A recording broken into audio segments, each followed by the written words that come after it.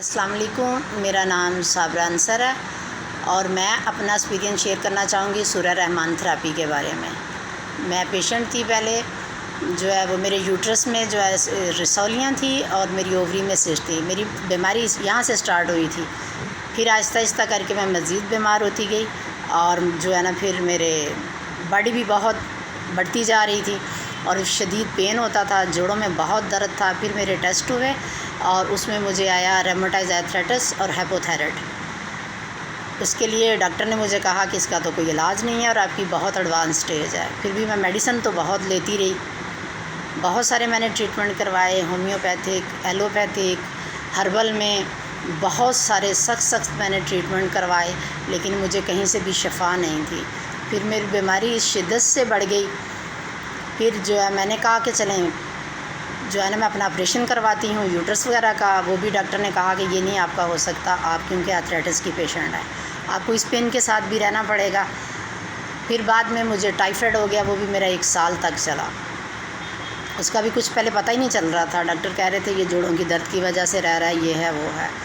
फिर उसके बाद मेरा आहिस्ता आहिस्ता ये स्टेज हो गई थी कि बहुत ज़्यादा जो है ना वो मैं चलने फिरने से कासर हो गई, बिल्कुल बेड पे आ गई।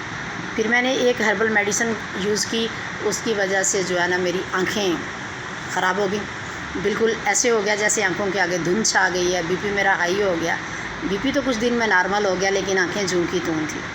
उसके लिए भी मैंने टेस्ट करवाया, बहुत सारे रूम में उन्होंने मुझे हॉस्पिटल वालों ने चेक किया। फिर एंड पे उन्होंने कहा कि आपका ये जो है मेडिसिन के रिएक्शन से हुआ है, ये ऐसे ही रहेंगी, इसका कोई खातर ख्वाह जो है ना वो ट्रीटमेंट नहीं है। फिर बाद में ये हुआ कि मेरे गर्दन के मोरे भी ख़राब हो गए, मैं उठने बैठने से बिल्कुल कासर हो गई। फिर मैंने जो है ना वो मेडिसिन तो मैं ले रही थी, जिन डॉक्टर साहब से मैं ट्रीटमेंट करवा रही थी उनके फ़ोन पे बात होती थी, वो मेरी मेडिसिन मेरे ले आते थे, हस्बैंड ले आते थे, बेटी ले आती थी।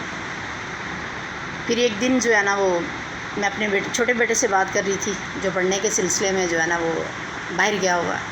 उससे मेरी बात हुई तो उसने पूछा कि मामा आप कैसी हैं। मैंने कहा नहीं, अब मुझे कोई उम्मीद नहीं है, क्योंकि अब मैं बिल्कुल जो है ना हार चुकी थी।